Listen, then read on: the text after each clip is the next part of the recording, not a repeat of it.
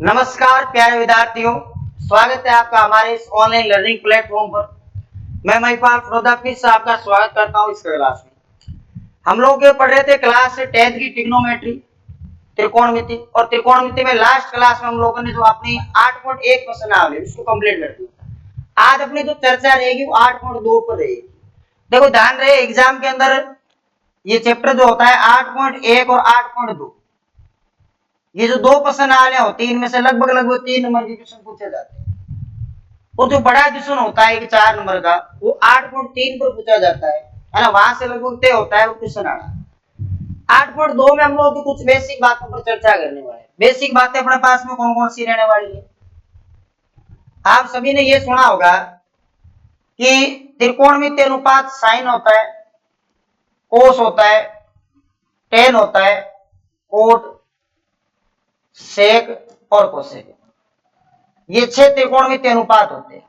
भुजाओं के आधार पर हम लोगों ने 8.1 प्रश्नावली देखी थी कि भुजाओं के आधार पर इनको कैसे लिखा जाता है। अब हम लोग कोणों के आधार पर देखने वाले हैं। जो कोण होते हैं, कुछ मुख्य कोण होते हैं, एंगल इनकी जगह रखेंगे और इनकी वैल्यूज को लिखेंगे। साथ ही साथ में ये भी देखेंगे कि जैसे साइन की जो वैल्यू होती है वो किसके ऑपोजिट होती है, या कोसेक की वैल्यू किसके ऑपोजिट होती है, सेक की किसके होगी, टेन की किसके होगी और कोट की किसके होगी। कुछ फॉर्मूले हैं जो आप नोट जरूर करना। ये फॉर्मूले से है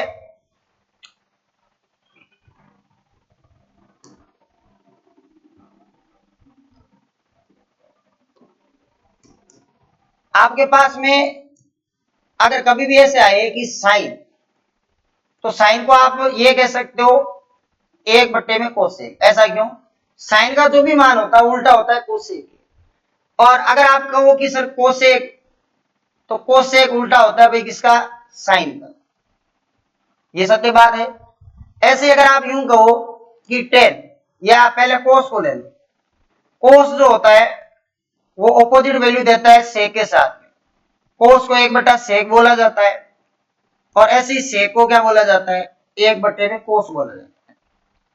इसी प्रकार चर्चा करें हम लोग टेन के बारे में, तो टेन को बोला जाता है 1 में कोट। क्या बोला जाता है? 1 में कोट। और कोट को क्या बोला जाता है? 1 में टेन। अब आप सोच रहे होंगे सर ये लिखा है क्या है? ये वैल्यूज होती है एक दूसरे के ऑपोजिट होती है। मैंने 8.1 के अंदर भी आपको कहा था कि आप वैल्यूज देखो, साइन किसके उल्टा हो रहा है? कोसेक के। कोसेक किसका हो रहा है? साइन का। टेन कोट का, कोट किसका होता है? टेन का। और कोस सेक का, और सेक किसका होता है? कोस का होता है। ठीक है। अब एक नई बात और सुनो, अगर आप इन दोनों को ध्यान से ऑब्जर्व कर रहे हो तो यहां से आप ये देख पा रहे हो, अगर मैं इसको यहां ले जाऊं तो यहाँ एक बच रहा है कि नहीं बच रहा है? या इसको मैं यहां ले जाऊं तो यहां भी एक बच रहा है कि नहीं बच रहा है?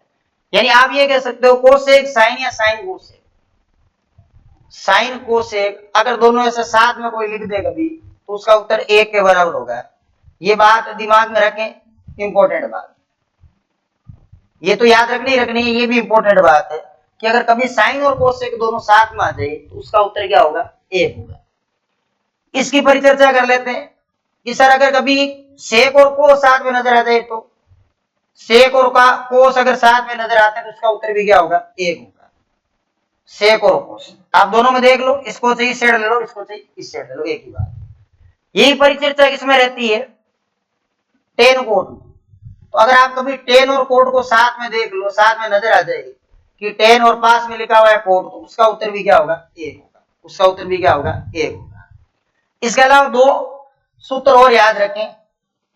टेन थीटा को साइन और कोस में साइन अपॉन कोस कहते हैं, और कोट तो आप जानते हो इसका उल्टा होता है, तो इसको उल्टा कर दो, ये कोस है और यहां क्या हो जाएगा? साइन हो जाएगा।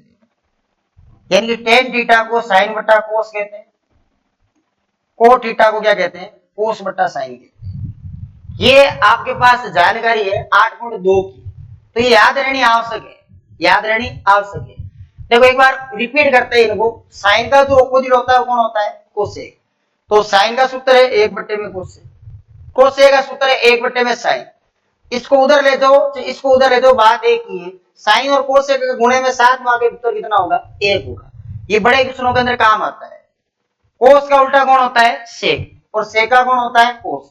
उस साइड ले जाएंगे तो कोस गुणा सेक बराबर क्या बन जाएगा? 1 बनेगा। टेन का उल्टा कौन होगा, ऑपोजिट कौन होगा, कोट, और कोट का कौन होता है टेन। अगर इसको इस साइड ले जाए या इसको इस साइड ले जाए, गुणे में कैसे लिख दो, उत्तर क्या होगा ए। टेन और कोट, टेन और कोट को साइन और कोस में लिखा जा सकता है, तो हमेशा ध्यान देंगे कि जो टेन होता है, टेन का मतलब होता है साइन बाई कोस, और जो कोट होता है, कोट का मीनिंग होता है कोस बाई साइन। ये तो साइन बाई कोस होता है, ये क्या होता है, कोस बाई साइन होता है। बात समझ में आ रही है यहां तक? हाँ सर, ये एकदम क्लियर कट कहानी है कि हम सूत्र याद कर लेंगे, याद करने भी आवश्यक है। सूत्रों के अलावा और क्या आएगा, और आएगी आपके पास एक कुछ मानक कोण जो होंगे उनकी एक टेबल, एक सारणी। देखो सारणी कैसे तैयार करते हैं, बड़े ध्यान से सुनिएगा आप बात को। यहां पर तो हम लोग त्रिकोणमितीय फलनों को लिखने वाले हैं। यहां पर अपने पास मुख्य कोणों में आप 0 डिग्री को ले सकते हो, और यहां जो मुख्य कोण होगा 30 डिग्री को लेंगे, यहां मुख्य कोण होगा वो 45 डिग्री को लेंगे, और यहां जो मुख्य कोण होगा उसमें 60 डिग्री को लेंगे, और यहां जो मुख्य कोण होगा उसमें 90 डिग्री को लेंगे। सारणी सीखनी जरूरी है क्योंकि एग्जाम में इसके क्वेश्चन पूछ लिए जाते हैं। अच्छा, इनकी जो बॉर्डर है, बॉर्डर पर क्या करना है, यहां पर भी बॉर्डर आ रही है, यहां लिखना है आपको त्रिकोणमितीय अनुपात, या त्रिकोणमितीय फलन भी कहते हैं, त्रिकोणमितीय अनुपात। त्रिकोणमितीय अनुपात जब लिखते हो तो इस साइड भी त्रिकोणमितीय अनुपात लिखना है ऊपर, और इधर नीचे भी त्रिकोणमितीय अनुपात ही लिखना है।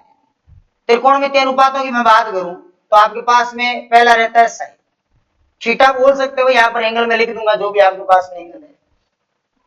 या आप एक काम कर लो, इस टाइप से बना लो, इधर वाली साइड से, यहां पर तो आप लिख लो साइन थीटा, यहां आप लिख लो कोस थीटा, यहां आप लिख लो टेन थीटा, सीक्वेंस वही रहनी चाहिए, टूटनी नहीं चाहिए। यहां लिख लो कोट, और यहां नीचे कौन आ जाएगा, यहां पर तो आ जाएगा सेक, और यहां आ जाएगा कोसेक। इधर वाली साइड से बना लो। ऊपर वाली साइड, ऊपर वाली जो साइड है वहां पर एंगल लिख लो 0 डिग्री, 0 के बाद 30 डिग्री, 30 के बाद में 45 डिग्री, 45 के बाद में 60 डिग्री, और 60 के बाद में कितना डिग्री, 90 डिग्री। ऐसे ही होगा। हाँ सर, ऐसा तो हम लोगों ने सुना है, सुना नहीं है तो हम याद रख सकते हैं, इतना तो याद हम लोग रख लेंगे। ठीक है, इसके अंदर 0 डिग्री की वैल्यूज भरेंगे, आगे वाले में 30 की भरेंगे। इसको दोनों ओर से सारणी को बनाया जा सकता है, और किताबों में मोस्टली इसी टाइप से होती है, तो हम लोग इसी टाइप से इसकी चर्चा करेंगे। तब तक आप फटाफट यूं सोच लो कि जो एंगल है, एंगल याद रह जाएंगे क्या। इतने ही क्यों लिखे हैं, क्योंकि इतने ही आते हैं अपने, ज्यादा पढ़ने हैं तो 11th में आ जाना, और 11th में कब आओगे, तो 10th को पास कर लो, वहां आपको सारे एंगल पढ़ाए जाएंगे। प्रत्येक एंगल पर त्रिकोणमितीय फलन का अनुपात का मान होता है। जो विशेष मान होते हैं जिनको आसानी से ज्ञात किया जा सकता है वो पढ़ लिए जाते हैं, बाकी पढ़े नहीं जाते बात। ठीक है, अब इस सारणी में क्या लिखना है, कैसे लिखना है, स्टार्ट कैसे करना है। स्टार्ट कैसे करते हैं, जैसे हम लोग क्लास 10th में आते हैं या 9th में आते हैं, 8th में आते हैं, समझदार हो जाते हैं थोड़े थोड़े। जैसे हम लोग 10th क्लास में आए, पहला टेस्ट लिया, और पहला टेस्ट लेते ही गुरुजी ने नंबर दे दिए 0, कितने दे दिए जी। चलो भाई, नंबर ही 0 दे दिया, 0 से शुरुआत होती है, तो ऊपर ऊपर आप लिखो, ये सारणी बनाने का तरीका होता है 0 लिखो। ठीक बात। थोड़ी सी हम लोगों ने मेहनत की, अगला टेस्ट लिया तो पाव नंबर मिल गया। पाव का तात्पर्य होता है चौथाई हिस्सा 1/4 मिल गया। क्या मिल गया, 1/4। तो 1/4 यहाँ लिख दो, याद रह जाएगा कि सबसे पहले 0 नंबर आया, फिर 1/4 आया। और मेहनत की, और प्रयास किया, आधा नंबर आया, आधे को 1/2 कहते हैं। क्या 1/2 कहते हैं। कई बार हमें ऐसे नंबर मिले, एक से ही 1/2 लिखते हैं, 1.5 बोलते हैं जिसको, है ना, 2 से ही 1/2, 2.5 बोलते हैं जिसको। अच्छा, थोड़ा और हम लोगों ने प्रयत्न किया और पूर्ण नंबर आ गया। कितना आ गया, पूर्ण नंबर। पूर्ण नंबर का मतलब है 3/4, और प्रयास किया, पूरा 1 नंबर आ गया। कुल मिला के नंबर 1 तक आया है। 0, 1/4, 1/2, 3/4 और 1। और आप प्रयास इसमें करना चाहो तो आप ऐसे भी कर सकते हो कि 0 से 4 तक की गिनती लिखनी आ जाएगी। सभी में 4 का भाग दे दो, सभी में क्या दे दो, 4 का भाग दे दो। आप ऐसा भी कर सकते हो, सभी में 4 का क्या दे दो, भाग दे दो। 4 का भाग दोगे तो यहाँ 0 आ जाएगा, यहाँ 1/2 आ जाएगा, यहाँ 1/4 आ जाएगा और यहाँ 1/2 आ जाएगा, यहाँ 3/4 है और यहाँ कट कुटा के क्या आ जाएगा। बात एक ही है, ऐसे याद रख लो, ऐसे याद रखने में कोई परेशानी नहीं है। 0, 1/4, 1/2, 3/4 और 1। अब क्या करना है, इन सभी के रूट लगा देना है, इन सभी के क्या लगाना है, रूट लगाना है। रूट में से जो जो वैल्यू बाहर आएगी, जो जो उत्तर आएगा वही उत्तर साइन का होता है। स्टार्ट यहीं से करते हैं। हाँ सर, यहां तक हम लोग आराम से कर लेंगे, कोई दिक्कत वाली बात नहीं, दिक्कत वाली बात ही नहीं है। तो यहाँ इसको भरना स्टार्ट कर देते हैं कॉलम। रूट 0 का मान 0 होता है, सब जानते हो क्या। रूट में 1/4 है, इसका मान कैसे होगा, 1 में से बाहर 1 आता है, 4 में से 2 आता है, यहाँ 1/2 करें। रूट में 1/2 है, 1 का मतलब 1 हो गया, रूट 2 में से बाहर कुछ आता नहीं, 1/√2 हो गया। 3 में से सर कुछ बाहर आता ही नहीं है तो अंदर ही रहेगा, 4 में से 2 आता है और 1 में से कौन आता है, 1 आता है। पहली लाइन तो कंप्लीट हो गई। कैसे पढ़ी जाएगी, साइन 0 की वैल्यू 0 होती है, साइन 30 की वैल्यू 1/2, साइन 45 की वैल्यू 1/√2, साइन 60 की वैल्यू √3/2 और साइन 90 की वैल्यू जो होगी वो क्या होगी, 1। पहली लाइन पढ़ने के बाद बाकी इसी लाइन से कनेक्ट है, सारी की सारी संबंधित है। तो आप पहली लाइन कैसे तैयार करोगे कि सर हमारे सबसे पहले जो नंबर आया था वो 0 आया था, कितना आया था, 0। हमने मेहनत की, नंबर आया 1/4, पाव नंबर आया, और मेहनत की, आधा नंबर आया, और मेहनत की, पौन नंबर आया, 3/4 आया। आखिरकार हम लोग 1 नंबर लेके आ गए। कितना नंबर, 1 नंबर लेके आ गए। अब इन सभी के रूट लगा दो, रूट में से जो भी वैल्यू बाहर आएगी वो किसकी वैल्यू होगी, साइन की वैल्यू। अब क्या किया जाए, अगर आप कोस की वैल्यू को भरना चाहते हो, अगर आप कोस की वैल्यू को भरना चाहते हो तो इस साइन वाली लाइन को उल्टा कर दो। उल्टा कैसे, उधर पीछे से लिखना शुरू करो। क्या लिखोगे, 1 लिखोगे, फिर स्टार्ट करेंगे तो √3/2 आएगा कि नहीं आएगा, फिर 1/√2 आ रहा कि नहीं आ रहा, फिर देखो 1/2 आ रहा कि नहीं आ रहा, और लास्ट में जाके 0 हो रहा कि नहीं हो रहा, बिल्कुल हो रहा है। क्या किया, पीछे से लिखना स्टार्ट किया, 1 लिखा, √3/2 लिखा, 1/√2 लिखा, 1/2 लिखा और क्या लिख दिया, 0 लिख दिया। अब सब 2 लाइन तो बना लेंगे कैसे करके, सही रट के बनाए, 2 तो बना ही लेंगे। अगर आप 2 बना लोगे तो तीसरी ऑटोमेटिक बनने लग जाएगी। कैसे बनेगी, क्या लिख रखा है, टेन थीटा। अब टेन थीटा किसको कहते हैं, साइन और कोस की अगर मैं बात करूं तो टेन थीटा बोलते हैं साइन ऊपर कोस नीचे, यानी साइन के संगत कोणों में अगर कोस के संगत कोणों का भाग दे। संगत क्यों बोल रहा हूं, ऊपर 0 तो नीचे भी 0 ही आएगा, ऊपर 0 तो नीचे भी 0, ऊपर 30 तो नीचे भी 30 ही आएगा, अलग अलग नहीं हो सकता। साइन के संगत मानों में कोस के संगत मानों का भाग देने पर आपके पास जो उत्तर आएगा वो क्या आएगा, टेन का उत्तर आएगा। किसका आएगा, टेन का उत्तर आएगा। साइन के संगत मानों में कोस के संगत मानों का भाग देने पर किसका उत्तर आएगा, टेन का उत्तर आएगा। इसमें भाग दे दिया जाए, 1 का अगर आप 0 में भाग देते, 1 का आप 0 में भाग देते हो तो 0 आएगा कि नहीं आएगा। हमेशा ध्यान रखें, ऊपर 0 है, नीचे कोई संख्या है, नंबर है, तो इस बात का ख्याल रहे, 0 को छोड़ के इसका उत्तर हमेशा 0 आता है। और संख्या अगर ऊपर है और 0 नीचे है तो इसका उत्तर हमेशा अपरिभाषित आता है, अनंत आता है। क्या आता है, अनंत आता है। तो यहां पर आपके पास ऊपर 0 नीचे संख्या 0 आएगा। ऊपर 1/2 है, नीचे √3/2 है, भाग देना है, 2 से 2 कटेगा, ऊपर क्या बचेगा, 1, नीचे क्या आएगा, √3। अगर आपको भाग देना नहीं आता है तो इसको तो आप समझ लेना कैसे हुआ है। यहां मैं सिखाता चलता हूं आपको कि कैसे भाग देते हैं।